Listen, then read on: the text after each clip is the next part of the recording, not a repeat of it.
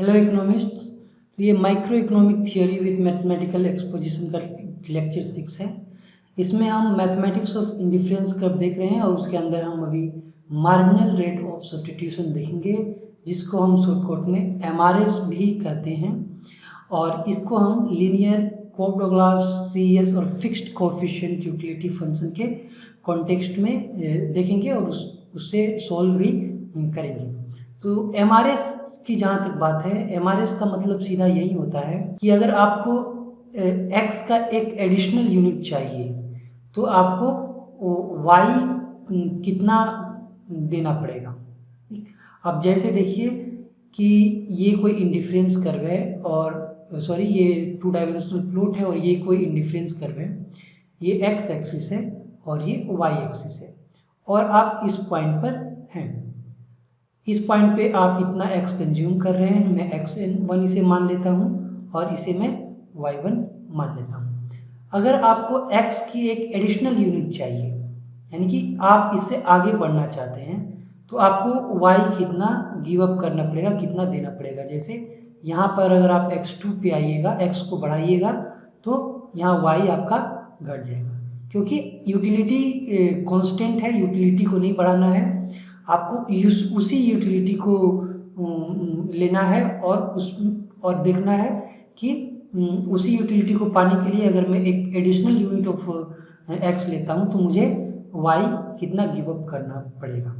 तो यही होता है, यानी कि इसकी जो वैल्यू होगी, इस गैप की जो वैल्यू होगी, वही आपका क्या होगा, मार्जिनल रेट ऑफ सब्स्टिट्यूशन कहलाएगा। ठीक, इसकी ये जो वैल्यू है, अब ये पूरी वैल्यू नहीं, मतलब इसके एक वन एडिशनल यूनिट चेंज के लिए, यानी कि एक यूनिट एक्स में चेंज के लिए जो वाई में चेंज होता है उसे हम क्या कहेंगे, मार्जिनल रेट ऑफ सब्स्टिट्यूशन। और डिराइवेटिव के कॉन्टेक्स्ट में इसका थोड़ा अलग मीनिंग हो जाएगा, क्योंकि डिराइवेटिव में क्या होता है कि हम एक इन्फिनाइटली स्मॉल चेंज लेते हैं। जैसे यहाँ dy/dx है, तो इसका मतलब यही होता है कि x में इस इन्फिनाइटली स्मॉल चेंज के लिए y में क्या चेंज होगा, ये हम देखते हैं।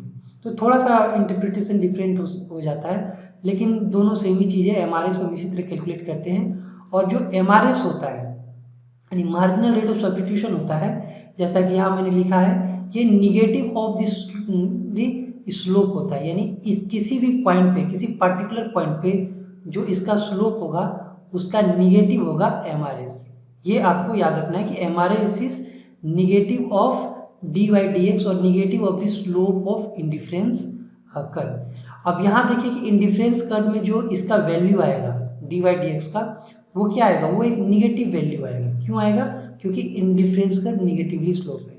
तो कुल मिलाकर जो MRS होगा पहले से यहाँ नेगेटिव है और इसकी जो वैल्यू आएगी वो नेगेटिव होगी, एक प्लस यानी पॉजिटिव वैल्यू होगा एक वेल बिहेव इंडिफरेंस कर्व के लिए। ठीक, यानी एक नेगेटिवली स्लोप इंडिफरेंस कर्व के लिए MRS हमेशा एक पॉजिटिव वैल्यू होगा। इस बात को भी आपको ध्यान में रखना है। तो चलिए इसे हम देखते हैं अलग अलग कॉन्टेक्स्ट में, अलग अलग यूटिलिटी फंक्शन के लिए MRS क्या होता है और उसका इंटरप्रिटेशन क्या है। सबसे पहले देखते हैं हम कोव-डगलास यूटिलिटी फंक्शन।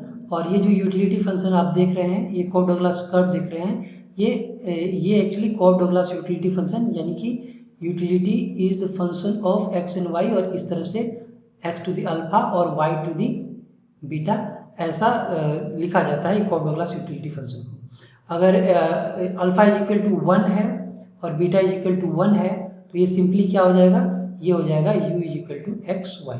लेकिन हम इसके ये जो जनरल फॉर्म है इसी को हम पूरा ले लेते हैं और इसका एक और जनरल फॉर्म आप लिखिएगा थोड़ा, तो यहाँ पे ये भी आ जाएगा, लेकिन हमें अभी उसमें नहीं जाएंगे।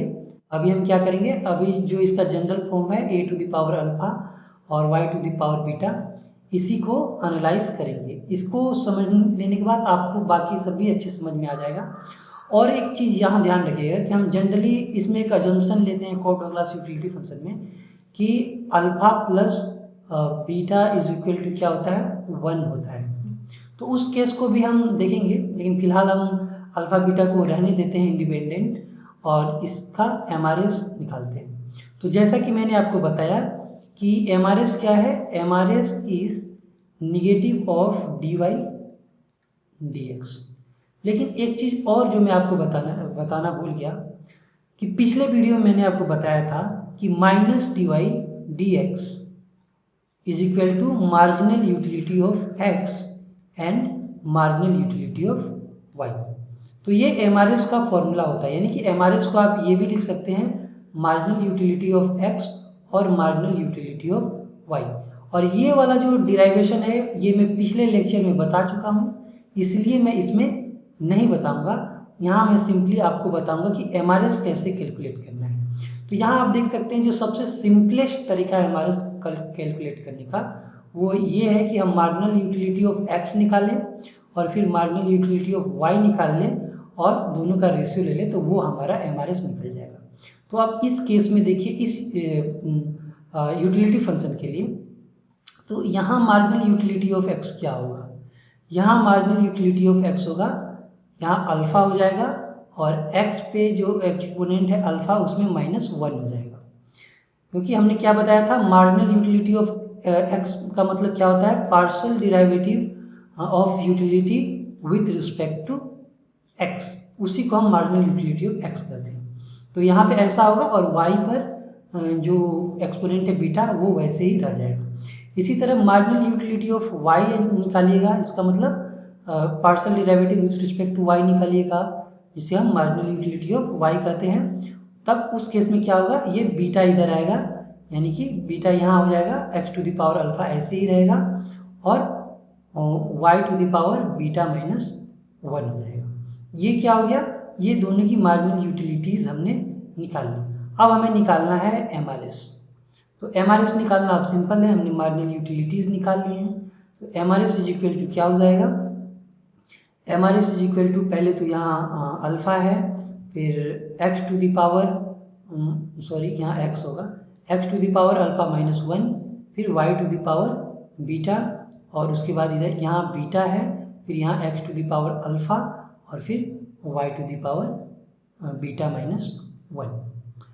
अब इसे देखिएगा आप इसे कैसे सिंप्लीफाई कर सकते हैं कि अब ये जो आप देख रहे हैं इसमें x टू द पावर -1 दिया हुआ है। तो अगर हम इसे नीचे लाएं तो क्या हो सकता है, इसे अगर हम नीचे लाएं तो क्या हो सकता है, ऊपर भी आप इसे भी ऊपर लेके जा सकते हैं, आप करके प्रैक्टिस देख लीजिएगा। मैं फिलहाल इसे नीचे लाता हूँ और यहाँ पे जो देख रहे हैं आप इसे मैं ऊपर ले जाऊँगा। तो क्या होगा इस तरह से, ये जैसे अल्फा है और मैंने y का पहले सोल्व किया, y पे यहाँ ऑलरेडी b है, और अगर मैं इसे ऊपर ले जाता हूँ तो इसका सिंबल चेंज हो जाएगा, यानी कि ये माइनस में हो जाएगा, ये टोटल माइनस में हो जाएगा। तो इसके पीछे अगर माइनस लगाइएगा तो इसमें माइनस हो जाएगा और ये प्लस हो जाएगा, यानी कि यहाँ हो जाएगा माइनस बीटा और +1 हो जाएगा। तो इस तरह से हो जाएगा। और उसी तरह नीचे वाला यहाँ तो बीटा है पहले से और x पर अल्फा है, इसे आप नीचे लाइएगा तो यहाँ माइनस अल्फा हो जाएगा और +1 हो जाएगा। यहाँ देख रहे हैं बीटा और बीटा कैंसिल हो जाएगा और अल्फा अल्फा कैंसिल हो जाएगा, यानी सिंपली y/x यहाँ पर बचेगा, यहाँ y बचेगा, यहाँ x बचेगा। यानी कि जो मार्जिनल रेट ऑफ सब्स्टिट्यूशन आपका निकल के आएगा वो क्या होगा, वो होगा अल्फा/बीटा और उसके बाद ये हो जाएगा y/x। तो ये कोप डोगलास यूटिलिटी फंक्शन के कॉन्टेक्स्ट में ये आपका मार्जिनल रेट ऑफ सब्स्टिट्यूशन निकल कर आ रहा है। तो इसे आप ध्यान में रखें और न्यूमेरिकल्स भी मैं बताऊंगा बाद में, इस वीडियो में तो नहीं, लेकिन बाद में न्यूमेरिकल्स बताऊंगा और टेस्ट में भी मैं पूछूंगा। तो ये कोप डोगलास का केस हो गया। अब हम चलते हैं सी एस यूटिलिटी फंक्शन पर। तो सी एस यूटिलिटी फंक्शन जो आप देख रहे हैं ये थोड़ा स्ट्रेट लाइन टाइप के ज़्यादा करीब होता है, लेकिन ये स्ट्रेट लाइन होता नहीं है एक्चुअली, ये ध्यान रखिएगा आप।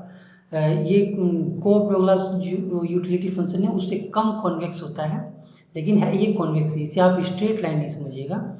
और इसे हम जनरली क्या लिखते हैं, इस फॉर्म में हम एक सिंपलेस्ट फॉर्म लेकर चल रहे हैं ताकि हमें आसानी हो। यहाँ पर हम ले रहे हैं एक्स टू द पावर रो और फिर यहाँ पर हम ले रहे हैं वाई टू द पावर रो और फिर यहाँ 1/रो। तो ये सी एस यूटिलिटी फंक्शन का एक सिंपल फॉर्म है। और भी कॉम्प्लेक्स फॉर्म हो सकते हैं, बाद में हम जब प्रोडक्शन फंक्शन पढ़ेंगे तो उसमें कॉम्प्लेक्स फॉर्म को देखेंगे, यहाँ उसकी ज़रूरत अभी नहीं है। तो अब यहाँ देखिए हमें क्या निकालना है, हमें MRS निकालना है, मार्जिनल रेट ऑफ सब्स्टिट्यूशन। तो सबसे पहले हमें क्या निकालना पड़ेगा, मार्जिनल यूटिलिटी ऑफ एक्स, जिसे हम क्या कहते हैं, partial derivative of u with respect to x। तो पार्शियल डिराइवेटिव इसका निकालने के लिए विथ रिस्पेक्ट टू x आपको क्या करना पड़ेगा, इम्प्लिसिट फंक्शन रूल अप्लाई करना पड़ेगा। यानी कि इम्प्लिसिट फंक्शन रूल में आपको सबसे पहले इस पूरे को पावर फंक्शन रूल से सॉल्व करना है, देखिए यहाँ 1/ρ हो जाएगा और फिर ये जो सारी चीज़ें हैं वो उसी तरह रहेंगी क्योंकि ये ब्रैकेट के अंदर हैं, और उसके बाद यहाँ पर 1/ρ में -1 हो जाएगा, और उसके बाद हम इसे मल्टीप्लाई करेंगे किससे, ये x के रिस्पेक्ट में कर रहे हैं तो इसका डिराइवेशन करेंगे, तो यहाँ हो जाएगा ρ और x टू दी पावर ρ-1। ये जगह कम पड़ गया लेकिन ध्यान रखिएगा x टू दी पावर ρ-1 है, और उसके बाद ये और ये कैंसिल हो जाएंगे, तो फाइनली जो मार्जिनल यूटिलिटी ऑफ x निकल कर आएगा वो कुछ इस तरह होगा। यहाँ आप लिख सकते हैं x टू दी पावर ρ-1, और फिर यहाँ आप लिख सकते हैं x to the power ρ plus y to the power ρ, और इसे आप इस तरह भी लिख सकते हैं ρ1 माइनस ρ। तो ये भी एक तरीका होता है लिखने का, इसे जब आप थोड़ा सिंप्लीफाई करेंगे तो ऐसे भी लिख सकते हैं। तो ये निकल गया मार्जिनल यूटिलिटी ऑफ x, और अब इसे आप डिफरेंट फॉर्म में लिख सकते हैं, बहुत सारे फॉर्म हो सकते हैं, जैसे कि अब मान लीजिए कि मैं इसे ऐसे लिखता हूँ, इसे मैं निकाल देता हूँ, तो ये क्या हो जाएगा, यूटिलिटी के बराबर हो जाएगा। तब उस केस में क्या होगा, जैसे x टू दी पावर ρ-1 है तो यहाँ हो जाएगा u, और ये -1 होने के कारण ये वाला पोर्शन नीचे चला जाएगा, ठीक। तो ये इस तरह से हो जाएगा x to the power ρ plus y to the power ρ। तो ये भी एक, इसी को सिंप्लीफाई करके आप ऐसे भी लिख सकते हैं, और लिखेंगे तो आप इसमें भी इस माइनस को अगर हटाएंगे तो एक x यहाँ पर आ जाएगा। तो इस तरह से करके बहुत तरीके से आप इसी यूटिलिटी फंक्शन को लिख सकते हैं, यानी कि मार्जिनल यूटिलिटी को लिख सकते हैं। तो आप इस बात का ध्यान रखें कि अलग अलग अगर फॉर्म आ जाए तो सबका प्रैक्टिस करके रखें, ताकि अगर अलग अलग फॉर्म कहीं लिखा हो तो आपको पता चल जाए कि वो CS यूटिलिटी फंक्शन से ही रिलेटेड है एक्चुअली। अब हम निकालते हैं क्या, मार्जिनल यूटिलिटी ऑफ y।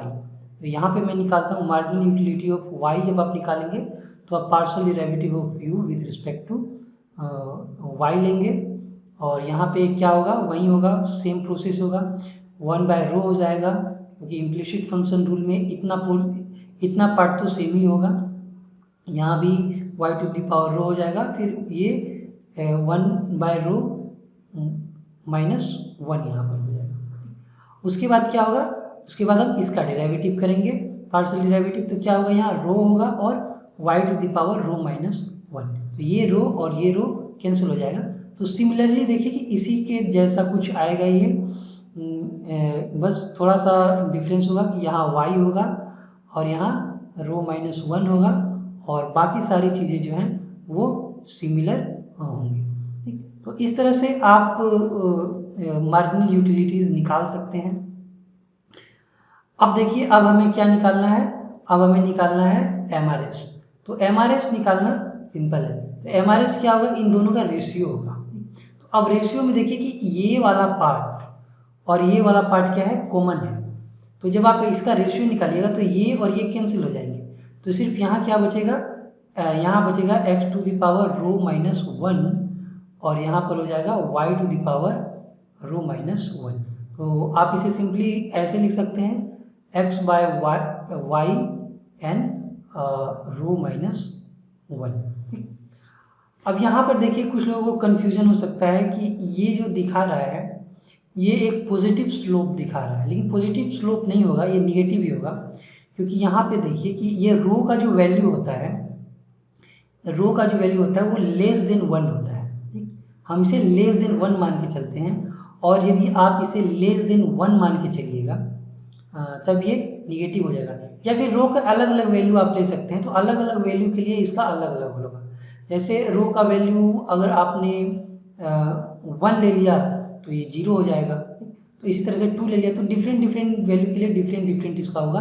अगर मान लीजिए 1 ये जो आप देख रहे हैं यूटिलिटी फंक्शन, इसमें क्या होगा, रो की वैल्यू 1 से कम होगी। तो 1 से कम होने से क्या होगी, जैसे मैं एक एग्जांपल ले लेता हूँ कि रो की वैल्यू 0.2 है, यानी कि रो इज इक्वल टू मान के चलिए ये 0.2 है। तो x बाय वाई पे जो एक्सपोनेंट है वो -0.8 हो जाएगा। और इसे आप क्या कर सकते हैं, इसे आप ऐसे भी लिख सकते हैं y⁻x, और इसके एक्सपोनेंट में आप माइनस हटा सकते हैं।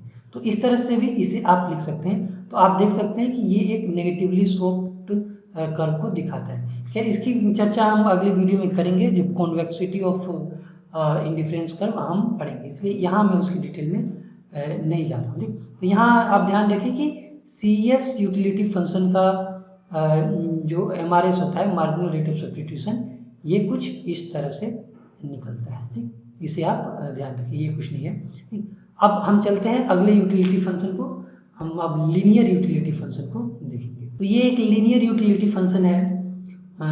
तो लीनियर यूटिलिटी फंक्शन जो होता है वो एक स्ट्रेट लाइन होता है और वो परफेक्ट सब्स्टिट्यूशन को दिखाता है। परफेक्ट सब्स्टिट्यूशन का मतलब क्या होता है कि एक एडिशनल यूनिट ऑफ x के लिए आपको एक फिक्स्ड यूनिट ऑफ y हमेशा मिलती है। जबकि आप ऊपर जो भी देख रहे थे कर्व, मैं फिर से बता देता हूँ क्योंकि वो भी ज़रूरी था बताना और मैंने नहीं बताया है। यहाँ पे आप जो भी देख रहे हैं इसमें और इसमें अलग अलग पॉइंट पे, यानी कि अलग अलग पॉइंट पे यहाँ पर MRS क्या होगा, वो अलग अलग होगा। और एक बात आप देखिए कि जैसे जैसे आप नीचे जाइएगा MRS क्या होगा, वो घटता जाएगा। तो इसे ही हम क्या कहते हैं, diminishing marginal rate of substitution. तो ये आपको ध्यान रखना है कि diminishing marginal rate of substitution में क्या होता है कि MRS नीचे घटते जाता है। जैसे जैसे आप नीचे बढ़िएगा, जैसे जैसे x की क्वांटिटी आप बढ़ाइएगा उस सेम यूटिलिटी को लेने के लिए, तो y कम होते जाएगा, यानी कि आपका willingness to give up y वो कम होते जाता है कंज्यूमर का, अगर आप यूटिलिटी को कांस्टेंट रखते हैं। तो ये भी ध्यान रखिएगा कि ये जो कोप डगलास प्रोडक्शन फंक्शन है, सॉरी यूटिलिटी फंक्शन है, ये डिमिनिशिंग MRS को फॉलो करता है, इस कर्व से पता चलता है। ठीक, और जो आप ये यहाँ CS देख रहे थे, CS यूटिलिटी फंक्शन भी डिमिनिशिंग MRS के रूल को फॉलो करता है। कब, जब ये रो का वैल्यू 1 से कम हो, तब ये डिमिनिशिंग मार्जिनल यूटिलिटी को फॉलो करता है। इसमें भी जैसे जैसे आप नीचे जाइएगा मार्जिनल रेट ऑफ सब्स्टिट्यूशन घटता जाएगा। मार्जिनल यूटिलिटीज़ नहीं मानिएगा, मैंने कभी कभी मार्जिनल यूटिलिटीज़ बोल दिया है, मैं यहाँ मार्जिनल रेट ऑफ सब्स्टिट्यूशन की चर्चा कर रहा हूँ। तो जैसे जैसे आप नीचे जाइएगा, यानी कि जैसे जैसे आप x बढ़ाइएगा उस तरह से तो आप y को गिव अप करने का जो विलिंगनेस है कंज्यूमर का वो कम होता जाएगा। ठीक, यानी कि MRS क्या होता जाएगा, वो कम होता जाएगा। इसे ही हम क्या कहेंगे, diminishing marginal rate of substitution. तो CS यूटिलिटी फंक्शन भी diminishing marginal rate of substitution को फॉलो करता है जब rho is equal to less than 1 हो। अब उसी तरह अब हम इस यूटिलिटी फंक्शन पे आए हैं, लेकिन देखिए कि ये यूटिलिटी फंक्शन जो है ये डिमिनिशिंग MRS को फॉलो नहीं करता है। ठीक, तो अब देखते हैं कि ये कैसे नहीं करता है। तो सबसे पहले हम क्या करेंगे कि इसका हम यूटिलिटी फंक्शन लिखेंगे। इसका जो यूटिलिटी फंक्शन होता है इसे लिखते हैं u equal to alpha x plus beta y। तो ये अल्फा और बीटा कोई कांस्टेंट होते हैं और ये एक एडिटिव यूटिलिटी को दिखाता है। ठीक, अब यहाँ देखिए कि जब आप इसकी मार्जिनल यूटिलिटी ऑफ x निकालिएगा तो ये क्या होगा, अल्फा होगा। यहाँ पर अल्फा होगा क्योंकि ये तो कांस्टेंट माना जाएगा पूरा, तो ये 0 हो जाएगी इसका derivative with respect to x। और इसी तरह मार्जिनल यूटिलिटी ऑफ y जब निकालिएगा तो क्या हो जाएगा, ये बीटा हो जाएगा, क्योंकि उस केस में इसे हम कांस्टेंट मान लेंगे। तो इस तरह से MRS जो आपका होगा, MRS वो क्या हो जाएगा, ये marginal utility of x by marginal utility of y, यानी कि अल्फा बाय बीटा हो जाएगा। तो यहाँ पे आप देख रहे हैं कि MRS क्या है, ये कांस्टेंट है, क्योंकि ये दोनों कांस्टेंट है इसीलिए MRS भी कांस्टेंट होगा। और जो ऊपर वाले आप एग्जाम्पल्स देख रहे थे वहाँ एक और मैथमेटिकली भी मैं आपको समझा देता हूँ कि एमआरएस डिमिनिशिंग क्यों हो रहा है। कि अब इसमें देखिए आप इस इक्वेशन को देखिए, पहले मैं कोड और क्लास को बता देता हूँ, वो ज़्यादा आसान है। जैसे ये आप देख रहे हैं तो यहाँ एमआरएस कांस्टेंट नहीं है, ठीक, ये डिपेंड करता है वाई और एक्स की वैल्यू क्या होगी। अब ये अल्फा बीटा तो कांस्टेंट है, लेकिन वाई और एक्स कांस्टेंट नहीं होते हैं, ये वेरिएबल होते हैं, वेरी करते हैं। हर एक पॉइंट पे एक्स और वाई बदलते जाते हैं, तो हर एक पॉइंट पे क्या होगा, एमआरएस भी बदलता जाएगा। अब इस पॉइंट पे एक्स 4 है और वाई 5 है। अब इस पॉइंट पे आप चले जाइएगा तो x2 है तो y 10 से कुछ ज़्यादा है। तो इस तरह करके हर पॉइंट पे अलग अलग होता है, तो इसका जो एमआरएस भी होगा वो हर पॉइंट पे अलग अलग होगा, ये भी ध्यान रखना है। तो वही कंपेरिजन हम कर रहे थे कि यहाँ भी देखिए कि यहाँ भी आप जो निकालने हैं ये एमआरएस x और y के वैल्यू पे डिपेंड करता है, डिपेंड करता है, क्योंकि x और y वेरिएबल है, ये कांस्टेंट नहीं है। लेकिन हमने जो लीनियर यूटिलिटी फंक्शन में हम देख रहे हैं कि इसका एमआरएस क्या है, सिंपली अल्फा बाय बीटा है, और अल्फा और बीटा दोनों क्या है, कांस्टेंट है।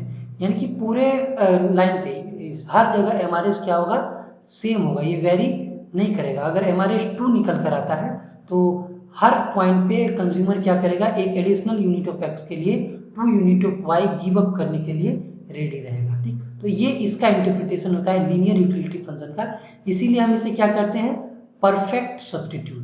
परफेक्ट सब्स्टिट्यूट किस क्यों कहते हैं, क्योंकि दोनों चीज़ें हमारे लिए सेम ही हैं। अब जैसे कि आप भारत गैस का सिलेंडर खरीद रहे हो या इंडेन का खरीद रहे हो, ठीक। तो अगर मैं कहूँ कि एक भारत गैस के सिलेंडर की जगह पे मैं आपको एक इंडेन गैस का सिलेंडर दूँ तो आपको कोई प्रॉब्लम है, तो आप बोलेगा कि नहीं कोई प्रॉब्लम नहीं है, दोनों सेम ही है, सिर्फ ब्रांड अलग है, कोई भी सिलेंडर आप परचेस कर सकते हैं, ठीक। तो इस केस में ये एक स्ट्रेट लाइन होता है, क्योंकि परफेक्टली सब्स्टिट्यूटेबल है दोनों कमोडिटीज, और उसे हम क्या करते हैं, इस लीनियर फंक्शन से दिखाते हैं। तो ये चीज भी आपको माइंड में रखना है कि ये एक लीनियर फंक्शन है, इस तरह का ग्राफ होगा, ये परफेक्ट सब्स्टिट्यूट को दिखाएगा, ठीक। और इसका जो एमआरएस होगा वो एक कांस्टेंट वैल्यू होगा। अब डिपेंड करता है कि एक्स और अल्फा और बीटा का क्या वैल्यू लेंगे। जब आपको न्यूमेरिकल क्वेश्चन दिए जाएंगे तो वहाँ अल्फा और बीटा की वैल्यू दिए होंगे। तो ये लीनियर यूटिलिटी फंक्शन का हमने मार्जिनल रेट ऑफ सब्स्टिट्यूशन निकाला यहाँ पर। अब हम चलते हैं फिक्स्ड कोएफिशिएंट यूटिलिटी फंक्शन की ओर। तो ये आपका फिक्स्ड कोएफिशिएंट यूटिलिटी फंक्शन है, जिसे आप इस तरह लिखते हैं, मिनिमाइज अल्फा एक्स और यहाँ पे बीटा वाई। अब इसका मतलब क्या है कि वाई या ये जो एक्स और वाई है, आप इसको फिक्स्ड प्रोपोर्शन में यूज करते हैं, तो ये एक कॉम्प्लीमेंटरिटी को दिखाता है। परफेक्ट कॉम्प्लीमेंट्री जब रिलेशन होता है टू गुड्स के साथ तो वो उसे दिखाता है। जैसा कि मैंने आपको बताया था कि लेफ्ट हैंड के शू के साथ आप राइट हैंड का शू जरूर यूज करते हैं, ये तो तय है। तो ये इसी परफेक्ट कॉम्प्लीमेंटरिटी को दिखाता है। आप बहुत सिचुएशन ले सकते हैं, आप शू का ही सिचुएशन नहीं लें। अब जैसे भी अब कोई एक चपाती के साथ एक कटोरी दाल खाता है, तो उसके लिए ये क्या हो जाएगा, ये परफेक्ट कॉम्प्लीमेंट्री हो गया। कि सॉरी, मैं मान लेता हूँ कि 2 चपाती के साथ एक कटोरी दाल खाता है, वो एक बॉल दाल लेता है, तो ये 2 और 1 क्या हो गया, इसके लिए एक रेशियो हो गया, जो फिक्स्ड प्रोपोर्शन हो गया, जिसमें वो इन चीज़ों को कंज्यूम करता है। यानी कि इसको अगर और तीसरी रोटी दे दी जाए तो इसको इससे यूटिलिटी नहीं मिलेगी, क्योंकि इसके लिए इसके लिए और दाल चाहिए, तो वो यानी कि 0.5 कुछ इसको दाल चाहिए। तो इस तरह से फिक्स्ड प्रोपोर्शन में यूज होता है, ठीक। तो आप बहुत सारे एग्जांपल ले सकते हैं फिक्स्ड प्रोपोर्शन का, आप शू और सॉक्स भी ले सकते हैं, बहुत सारे एग्जांपल्स आपको मिल जाएंगे। तो यहाँ पे क्या होगा कि जैसे अगर ये जो अल्फा बीटा दिखा रहा है उसी प्रोपोर्शन को दिखाता है। जैसे कि अगर मैं इसे इस तरह लिख दूँ, x और 2 y लिख दूँ, तो इसका मतलब यही होता है कि 2 यूनिट ऑफ x के साथ आप 1 यूनिट ऑफ y लेते हैं। अब ये थोड़ा उल्टा है, लेकिन इसका मतलब वही होता है, तो आप ध्यान रखिएगा, कंफ्यूज मत होइएगा। फिलहाल उस पर अभी नहीं जाइए, अभी हम मार्जिनल रेट ऑफ सब्स्टिट्यूशन निकाल रहे हैं, उसे हम देखते हैं कि वो कैसे निकलेगा। अब जब परफेक्ट कंप्लीमेंट्री रिलेशनशिप है इन दोनों में, तो यूटिलिटी या तो अल्फा बाय एक्स से पता तय हो जाएगी, या फिर यूटिलिटी बीटा बाय वाई से तय हो जाएगी। दोनों को लेने की जरूरत नहीं है आपको। तो इसमें क्या होगा कि अगर आप इसे ले रहे हैं, जब आप इसे ले रहे हैं तो इसमें मार्जिनल यूटिलिटी ऑफ एक्स क्या हो जाएगा, ये अल्फा हो जाएगा, और इसमें मार्जिनल यूटिलिटी ऑफ वाई क्या हो जाएगा, ये हो जाएगा 0 हो जाएगा। ठीक, अब इसी तरह देखिए कि इस केस में अगर आप इसे लेते हैं इस केस में, तो इस केस में क्या हो जाएगा, मार्जिनल यूटिलिटी ऑफ एक्स क्या हो जाएगा, 0 हो जाएगा, और मार्जिनल यूटिलिटी ऑफ वाई क्या हो जाएगा, वो अल्फा हो जाएगा। ठीक, तो इस तरह से आप, सॉरी अल्फा नहीं, बीटा हो जाएगा। तो इस तरह से अलग अलग यूटिलिटी लेने पर इसका अलग अलग निकल सकता है। अब इस केस में अगर आप मार्जिनल रेट ऑफ सब्स्टिट्यूशन निकालते हैं, यानी कि MRS निकालते हैं, तो क्या होगा, अगर आप इस यूटिलिटी फंक्शन को लेकर निकाल रहे हैं इस वाले को, तो इस केस में क्या होगा कि मार्जिनल यूटिलिटी ऑफ एक्स यहाँ पर लीजिएगा, मार्जिनल यूटिलिटी ऑफ वाई यहाँ पर लीजिएगा, तो marginal utility of x alpha है और मार्जिनल यूटिलिटी ऑफ वाई क्या है, 0 है। तो इसका मतलब है कि इन्फिनिटी हो जाएगा मार्जिनल रेट ऑफ सब्स्टिट्यूशन। और वहीं पे अगर आप इस यूटिलिटी को फंक्शन को लेते हैं, तो यहाँ पे जो आपका MRS हो जाएगा वो क्या हो जाएगा, यहाँ मार्जिनल यूटिलिटी ऑफ एक्स होगा, यहाँ मार्जिनल यूटिलिटी ऑफ वाई, और मार्जिनल यूटिलिटी ऑफ एक्स इस केस में 0 है, और यहाँ पर marginal utility of y beta है, तो यहाँ पर जो MRS है वो 0 हो जाएगा। तो इस फिक्स्ड कोएफिशिएंट यूटिलिटी फंक्शन के केस में मार्जिनल रेट ऑफ सब्स्टिट्यूशन क्या होगा, या तो 0 हो सकता है या तो इनफाइनाइट हो सकता है। और ये जो इक्वेशन है वो एक एल शेप्ड कर्व को दिखाता है। अब एल शेप्ड का मतलब क्या है कि इस पूरे कर्व पे यूटिलिटी सेम है। अगर आप कोई कंज्यूमर इस पॉइंट पे है, यानी कि x 1 यूनिट कंज्यूम कर रहा है, अगर आप उसे 2 यूनिट x दे देते हैं, तो उसके यूटिलिटी में कोई डिफरेंस नहीं आएगा, क्योंकि परफेक्ट कंप्लीमेंट्री है। अगर आप 2 यूनिट ऑफ x देते हैं उसे, तो उसे क्या करना पड़ेगा, आपको 2 यूनिट ऑफ y भी देना पड़ेगा। तो इस पॉइंट पे आपको यहाँ पर एक कर्व बन जाएगा। ठीक, इस पॉइंट पे उसका कंजम्पशन होगा।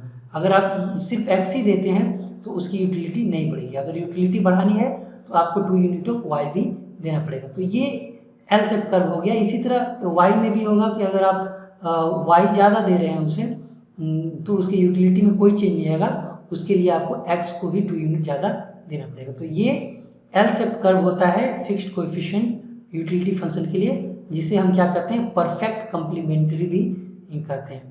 तो ये पहले भी मैं बता चुका हूँ, पहले के डायग्राम्स में देखिएगा पिछले लेक्चर सबके, तो उसमें मैंने परफेक्ट कंप्लीमेंट्री लिख कर ही रखा हुआ है।